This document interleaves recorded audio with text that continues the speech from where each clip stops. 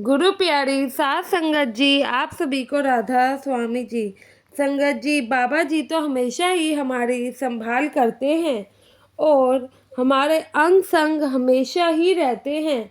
वह कोई समय का पहर नहीं देखते हैं, ना ही कभी हमें किसी भी मुसीबत में पड़ने देते हैं।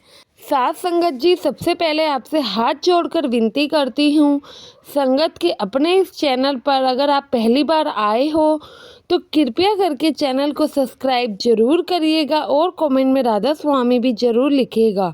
साथ संगत जी, यह बात तो किसी से कभी नहीं छुपी है कि बाबा जी अपने सेवादारों से कितना प्यार करते हैं। बाबा जी से कई लोग कहते हैं कि आप खुद तो यहाँ पर होते हो और आपके सेवादार कितने कड़ी धूप में सेवा कर रहे होते हैं।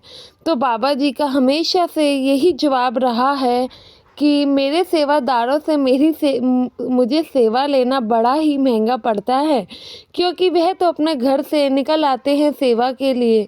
मुझे हमेशा ही पीछे से उनके घर का ध्यान रखना पड़ता है और यहाँ पर भी मुझे उनका ध्यान रखना पड़ता है, ताकि उनके घर में ना होने से कोई भी काम उनकी वजह से ना रुके। यह घटना भी ऐसे ही दो सेवादारों की है जो कि बाबा जी की कोठी में रहकर ही वहाँ पर सेवा करते थे।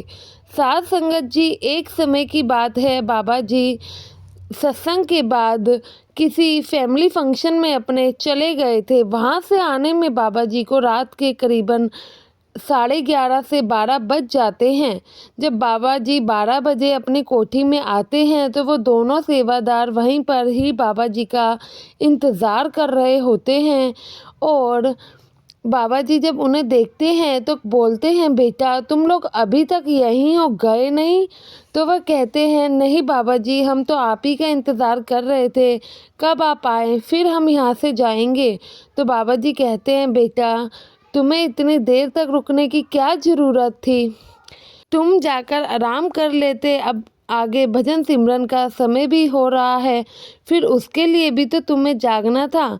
तो वह कहते हैं, बाबा जी अब हमारे पिताजी जब तक घर नहीं आएंगे तो बच्चे चैन से कैसे सो सकते हैं। तो इस पर बाबा जी मुस्कुरा पड़ते हैं और कहते हैं, चलो कोई बात नहीं, तुमने खाना तो खाया ना? तो वह सेवादार कहते हैं, हाँ बाबा जी, समय से लंगर आ गया था, हम तो बस आप ही का इंतज़ार कर रहे थे। अब आप आराम करिए, हम चलते हैं। इतनी बातचीत करने के बाद वह दोनों सेवादार कोठी से बाहर आ जाते हैं। रात काफ़ी हो चुकी थी, तो दोनों सेवादार कोठी से बाहर आते हैं तो वहीं पे बेंच के बैठ जाते हैं। बेंच पर बैठ के दोनों सेवादार बातें कर रहे होते हैं, क्योंकि उन्हें नींद नहीं आ रही होती है। बातें करते हुए 1 से 1.5 घंटा और बीत जाता है, पता ही नहीं लगता।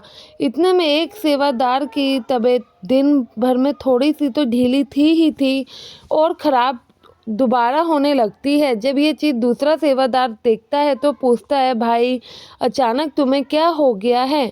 तो वह कहता है कि मेरी तबीयत दिन से थोड़ा ठीक नहीं लग रही थी, अचानक पता नहीं एकदम क्या हो रहा है, सांस लेने में दिक्कत हो रही है। तो दूसरा सेवादार जाता है और उस सेवादार भाई के लिए पानी लेकर आता है। जब वह पीछे से पानी लेने गया होता है, पीछे से उस सेवादार भाई की और ज़्यादा तबीयत बिगड़ जाती है, वह बेहोश हो जाता है। जब वह सेवादार पानी लेकर आता है और उस सेवादार को बेहोश देखता है तो वह हिल जाता है, उसे कुछ समझ ही नहीं आता है वह क्या करे। अब रात का समय था, आसपास कोई सेवादार भी वहाँ पर नहीं दिख रहे थे, तो वह काफ़ी घबरा जाता है।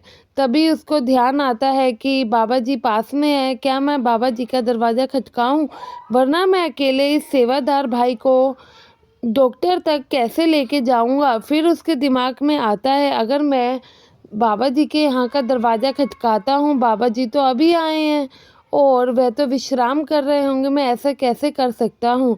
थोड़ी इधर उधर छानबीन करने के बाद जब उसको कोई मदद नहीं मिलती है, कोई इंसान नहीं मिलता है मदद के लिए, तो वह जाता है और बाबा जी की कोठी का दरवाज़ा खटका देता है। तो बाबा जी कहते हैं, बेटा तुम लोग अभी तक गए नहीं? तो वह सारी बात बताता है और कहता है बाबा जी जल्दी चलिए, यहाँ पर मुझे कोई सेवादार सिक्योरिटी भी नहीं दिख रही है और उस भाई को आपकी ज़रूरत है।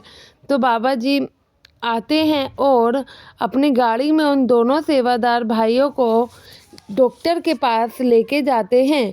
डेरे के अस्पताल में जब जाते हैं तो वहाँ पर उस भाई को डॉक्टर इंजेक्शन लगा देते हैं। इतने में बाबा जी दूसरे सेवादार को कहते हैं कि बेटा, जब मैंने तुम्हें जाने के लिए कहा था और आराम करने के लिए कहा था तो तुम क्यों नहीं गए थे? तो वह कहता है कि बाबा जी नींद नहीं आ रही थी तो हमने सोचा कि चलो बाहर बैठ के ही कुछ बातें कर लेते हैं। फिर वह सेवादार बाबा जी के पैरों में गिरकर उनसे माफ़ी मांगता है। कहता है बाबा जी आप मुझे माफ़ कर दीजिए, मैंने आपको अपनी परेशानी का हिस्सा बना लिया। तो बाबा जी कहते हैं नहीं बेटा, आप किस चीज़ की परेशानी?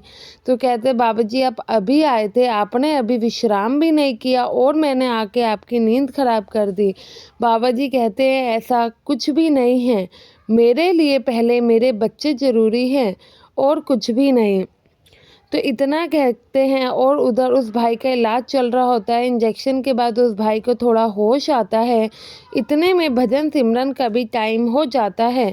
बाबा जी वहीं पर डेरे के अस्पताल में साइड में जाकर अपने भजन सिमरन पर बैठ जाते हैं और बाकी के सेवादार जो जो भजन सिमरन पर उस समय बैठ सकते थे वह भी भजन सिमरन पर बैठते हैं। उधर उस भाई का इलाज चलता है और जब बाबा जी का भजन सिमरन का समय पूरा होता है, वह भजन सिमरन करके उठते हैं तो वह भाई भी थोड़ा होश में आ जाता है। तो वह भी बाबा जी से माफ़ी मांगता है कि हम लोगों ने आपकी नींद खराब कर दी है, आप हमें माफ़ कर दीजिए। तो बाबा जी अपने बाकी सभी सेवादारों को समझाते हैं कि बेटा, मेरे लिए मेरे सेवादारों से बढ़कर कोई भी नहीं है। पहले मेरे बाकी बच्चे भी मेरे लिए ज़रूरी हैं, लेकिन पहले मेरे सेवादार बच्चे आते हैं जो अपना सब कुछ छोड़कर यहाँ पर जनता की सेवा में लगे हुए हैं। और तुम लोगों ने मेरे लिए इतनी देर तक जब इंतज़ार किया तो मैं भला तुम लोगों से कैसे परेशान हो सकता हूँ? तुम तो यहाँ पर सब कुछ छोड़कर, अपना घर परिवार छोड़कर मेरी ही सेवा में लगे रहते हो, तो फिर मुझे काहे की परेशानी? इतना कहते हैं तो बाकी सेवादार बाबा जी के आगे हाथ जोड़ते हैं और बाबा जी आगे से कहते हैं मेरे सभी बच्चे, सभी सेवादार बच्चे बहुत ही प्यारे हैं। तो इतना कहने के बाद बाबा जी उस भाई के सर पर भी हाथ फेर कर वहाँ से चले जाते हैं और साध संगत जी ऐसे ही सभी सेवादारों के मन में बाबा जी के प्रति और भी प्यार जागृत हो जाता है। तो गुरु की प्यारी साध संगत जी, हमारे सद्गुरु हमारे हमेशा ही साथ है। भजन सिमरन करते हैं तो हमें मालिक की प्राप्ति अपने आप हो ही जाती है। यह चीज़ तो मुझे बताने की ज़रूरत भी नहीं है शायद। आपसे विनती है गुरु के अपने इस चैनल को सब्सक्राइब जरूर करिएगा और कमेंट में राधा स्वामी लिखना कभी ना भूले जी। गुरु की प्यारी साध संगत जी, आप सभी को मेरी तरफ से प्यार भरी राधा स्वामी जी।